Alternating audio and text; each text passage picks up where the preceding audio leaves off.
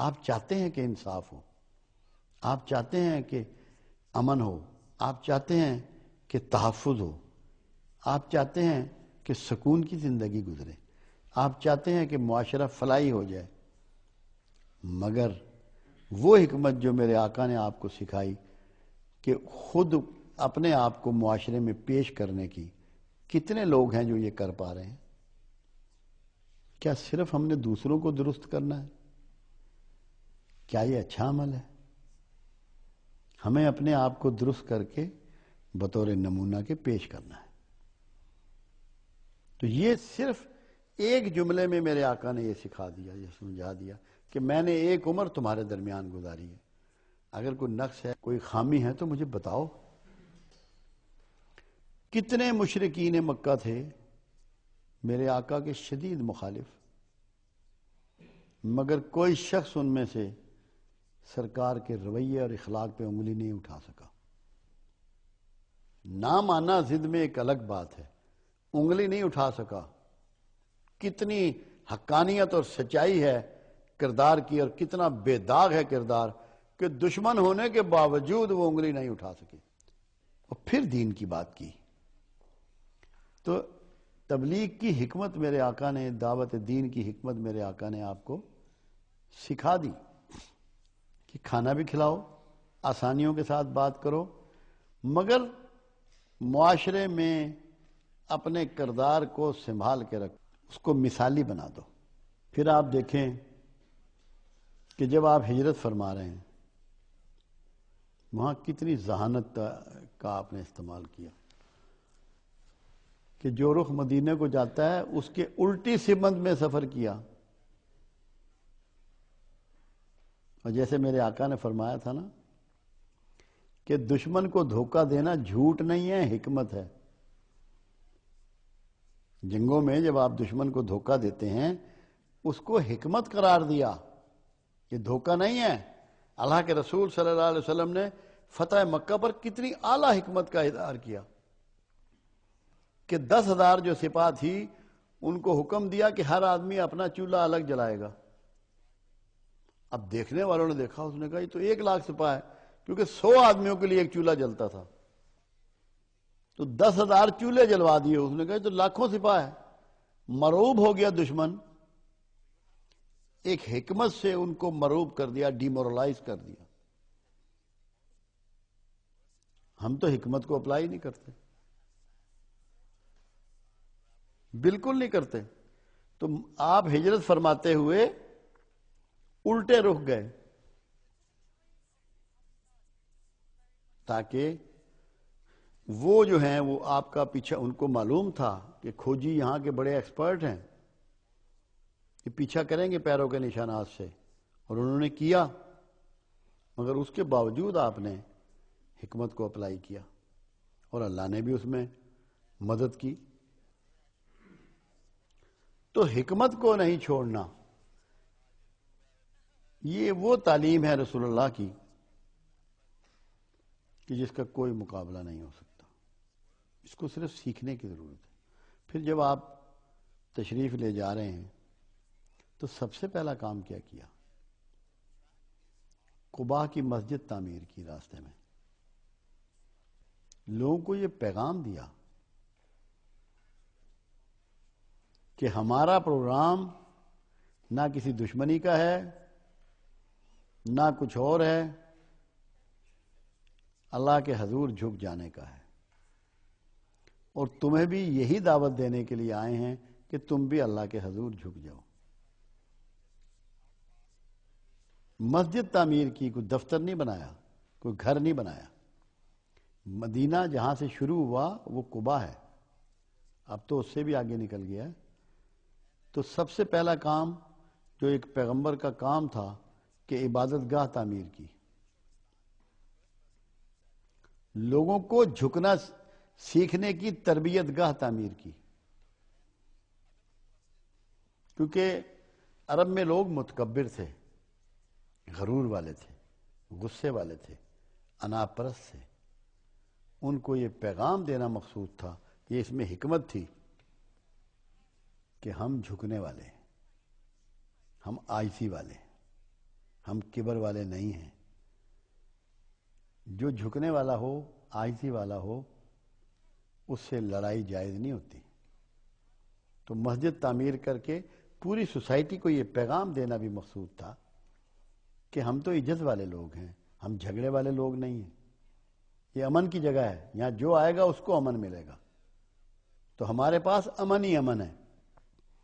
یہ وہ چھوٹے چھوٹے ایسے سلسلے ہیں، ایسے آپ کے انداز ہیں کہ جو بے شمار حکمتیں لیے ہوئے ہیں، اور ہم نے کبھی اس بات کو سمجھے ہی نہیں ہے. پھر ایک حکمت کی بات اور دیکھیں آپ، چھوٹی سی. صدقے جائے آدمی رسول اللہ صلی اللہ علیہ وسلم. اصحابہ کرام تو فرمایا کرتے تھے کہ میرے ماں باپ آپ پر قربان. ہم تو کہتے ہیں ہماری ساری نسل ہی سرکار پہ قربان. کہ جب آپ مدینہ پہنچتے ہیں تو ہر آدمی کی آرزو تھی کہ میرے پاس ٹھہریں. ہر کوئی اس گمان میں تھا کہ آپ میرے مہمان ہوں. کتنا مشکل تھا کہ لوگوں میں تفریق پیدا ہو جانی تھی. اور جو وہاں گروہ موجود تھا عبداللہ بن ابی رئیس المنافقین کا، انہوں نے اس کو بہت زیادہ ایکسپلائٹ کر لینا تھا کہ یار تمہیں تو اہمیت نہیں دی رسول نے، فلاں کے گھر ٹھہر گیا. اللہ کے رسول کی حکمت کی انتہا دیکھیں کہ یہ ٹھہرنے کا فیصلہ اپنی اونٹنی کے سپرد کر دیا کہ جہاں میری اونٹنی قصبہ رک جائے گی وہی میری رہائش ہوگی. کیونکہ سب جانتے ہیں جو لوگ انبیاء کی تاریخ سے واقف ہیں کہ نبی کی قبر وہیں ہوتی ہے جہاں وہ رہتا ہے، اس کو شفٹ نہیں کیا جاتا. اس نے وہیں دفن ہونا ہوتا ہے جس زمین پر اللہ اس کو پردہ پوش کرتا ہے. تو اونٹنی جہاں ٹھہری وہی آج آپ کا مرکز ہے، وہیں مسجد نبوی ہے، اور اسی جگہ عائشہ صدیقہ رضی اللہ تعالیٰ عنہ کا حجرہ تھا جس میں آپ مدفون ہوئے. تو فیصلہ کس پہ چھوڑ دیا؟ ایک جانور پہ، تاکہ کوئی بھی اس ایکسپلائٹیشن کو آگے نہ بڑھا سکے کہ اس کو پسند کیا اس کو نا پسند کیا. کیونکہ جس کے پاس بھی آپ ٹھہرتے یقیناً معاشرے میں اس کو زیادہ توقیر مل جاتی، وہ زیادہ اہمیت کا حامل ہو جاتا. اللہ کے رسول صلی اللہ علیہ وسلم نے کمال حکمت سے، اور سٹپٹا گئے یہود اور وہ لوگ جو منافقین تھے کہ کیا فیصلہ کیا ہے رسول اللہ نے کہ ایک جانور پہ فیصلہ چھوڑ دیا. اور کمال ہے اس اونٹنی کا بھی کہ آج وہی روضہ رسول ہے اور وہی مسجد نبوی ہے. سب کی لیے رحمتوں اور بخشش کا سامان وہاں ہے. تو وہ فیصلہ ایک جانور پہ چھوڑ دیا، اپنی اونٹنی پہ چھوڑ دیا. یہ کتنی بڑی حکمت اور دانائی تھی. کبھی سوچا کسی نے ان باتوں کو؟ سوچئے ایک ایک لمحے میں، ایک ایک معاملے میں، ایک ایک چیز میں کوشش کیجئے کہ آپ کو یہ معلوم ہو کہ صاحب حکمت نے یہ کیا کمال کر دکھایا، تاکہ آپ اپنی زندگیوں میں آسانیاں پیدا کر لیں، معاشرے کو گلزار بنا لیں حکمت سیکھ کر. پھر دیکھیں حکمت، جب آپ نے مواخات کا قانون دیا، سب کو بھائی بھائی بنایا، اپنے لیے آپ نے کہا کہ میرا بھائی تو علی موجود ہے. آپ نے کسی کے ساتھ مواخات کا رشتہ نہیں جوڑا، کیونکہ یہاں بھی یہ وہ معاملہ آ جانا تھا کہ جو رہائش کے لیے معاملہ درپیش تھا. اور علی تو ویسے ہی آپ کے بھائی ہیں، حضرت علی کرم اللہ وجہہ تو ویسے ہی آپ کے بھائی ہیں. تو مواخات میں آپ نے کسی سے مواخات نہیں کی. آپ نے فرمایا میرا بھائی تو میرا علی ہے. اور مواخات کتنا بڑا کام. دنیا کی تاریخ میں آج بھی کتنے مہاجرین ہیں جو آپ برداشت کر رہے ہیں افغانستان کے، کتنے مہاجرین ہیں جو ایران سے بھی آئے، کتنے مہاجرین ہیں جو ہندوستان سے آئے تھے جب پاکستان وجود میں آیا. پراپرلی ان کو ارینج ہی نہیں کر سکے، جبکہ اللہ کے رسول صلی اللہ علیہ وسلم نے ایک حکمت سے یہ سسٹم دے دیا، یہ قانون دے دیا کہ باہر سے آنے والے کو اکاموڈیٹ کریں جو لوگ وہاں کے رہنے والے ہیں. ان کو رہائش دیں، ان کو کاروبار دیں، ان کی رشتہ داریاں قائم کروائیں،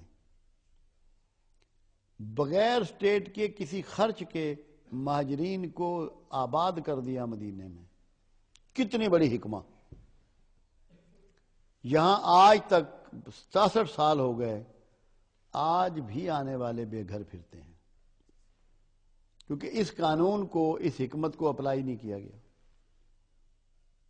آج بھی ہم اس کو اپلائی کر سکتے ہیں کہ جو بے یار و مددگار لوگ ہیں، جن کا کوئی آسرا نہیں ہے، جن کا کوئی گھر در نہیں ہے، جن کا کاروبار نہیں ہے، مواخات کے قانون کو آج بھی اپلائی کر کے اس سے فائدہ اٹھایا جا سکتا ہے۔ ہمیشہ ہمیشہ کے لیے مہاجرین کو سیٹل کرنے کا ایک کلیہ دے دیا میرے آقا نے اپنی ایک خاص حکمت سے۔ ہم نے کبھی اس پہ غور ہی نہیں کیا۔ یہ سب حکمتوں کے آپ کے باتیں ہیں۔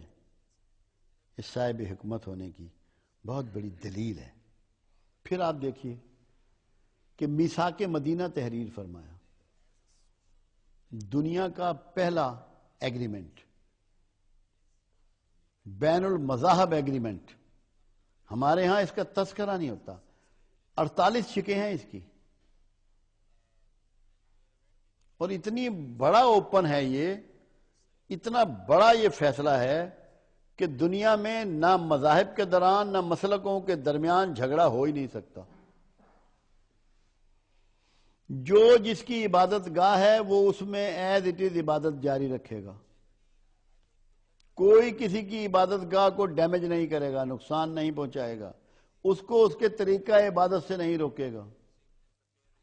جو شادی بیاہ کی رسوم ہیں، ان کے انداز ہیں، وہ ان کے قبیلوں میں ویسے ہی جاری رہیں گے، کوئی اس میں دخل اندازی نہیں کرے گا۔ جو ان کے تعزیر کے قوانین اپنے مذاہب یا اپنے گروہوں کے مطابق ہیں وہ ایز اٹ از رہیں گے، کوئی اس میں مداخلت نہیں کرے گا۔ جو مدینے کا دشمن ہوگا وہ سب کا دشمن ہوگا۔ مطلب ایسی شکیں اس میں دی کہ اس سے حسین ایگریمنٹ تاریخ نے آج تک نہیں دیکھا۔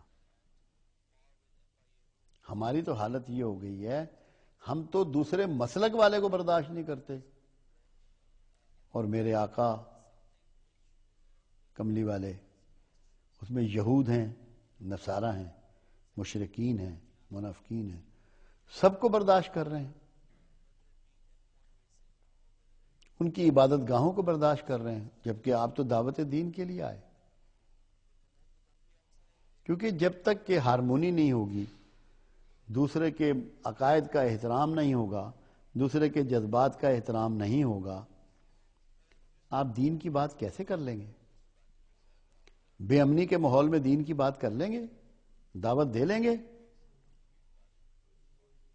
جب امن کا ماحول ہوگا، محبتوں کا ماحول ہوگا، پھر آپ اپنا پوائنٹ آف ویو دوسروں تک پہنچا سکیں گے۔ تو وہ حکمتیں، پھر آپ دیکھیے کہ منافقین کے نام کو پوشیدہ رکھا کہ جو یہ کر رہے ہیں کرتے رہیں، ہماری طرف سے کوئی برائی ان کے ذمے میں نہ آئے۔ کتنی بڑی حکمت، ورنہ بگاڑ پیدا ہو جاتا مدینہ میں۔ یہ حکمتیں ہیں میرے آقا کی، ہمیں زندگی میں ان کو سیکھنا ہے۔ پھر آپ دیکھیے کہ نماز کے بلاوے کے لیے اذان کو ڈیزائن کیا۔ اتنی بڑی حکمت ہے کہ اس پہ جتنا سوچا جائے، جتنی بات کی جائے کم ہے۔ میں نے اس پہ پورے بھرپور لیکچر دیے ہیں حکمت اذان پر۔ اب کیونکہ وقت کی کمی ہے، میں اس کو شاید زیادہ بات نہ کر سکوں، تو ان پہ آپ نے غور کرنا ہے۔ صرف اتنا ہی سوچ لینا ہے کہ کیا اذان صرف نماز کا بلاوا ہے؟ اگر نماز کا بلاوا ہوتا تو یہ حی علی الصلاح ہی کافی تھا، باقی چیزوں کی کیا گنجائش تھی؟ تو حکمتوں کو سمجھنا ہے، حکمتوں کو سیکھنا ہے، اس کے مطابق زندگی گزارنی ہے، تاکہ آپ معاشرے کو بہتر کر سکیں، اپنے گھروں کو بہتر کر سکیں، اپنے ملک کو بہتر کر سکیں۔ اور بغیر حکمتوں کے یہ ہونے والا نہیں ہے۔ آج اتنی مشینری دنیا میں ایجاد ہوئی ہے جو بڑے بڑے کام کرتی ہے، یہ حکمتوں کے تحت ہوئی ہے۔ صرف پاور سے نہیں کچھ بھی ہوتا۔ تو اللہ کرے کہ ہماری سمجھ میں یہ اسلوب آ جائے کہ ہم جو بھی سچویشن ہو، جو بھی معاملہ درپیش ہو، اس میں رسول اللہ صلی اللہ علیہ وسلم سے روشنی لیتے ہوئے حکمتوں کے ساتھ اس کو ڈیل کرنا سیکھ جائیں. ہمارے افسر بھی سیکھ جائیں، ہمارے مذہبی لوگ بھی سیکھ جائیں، ہمارے عام آدمی بھی سیکھ جائیں. اللہ آپ کا میرا حامی و ناصر ہو. اگر اس بارے میں کسی نے کوئی بات پوچھنی ہو تو میں حاضر ہوں.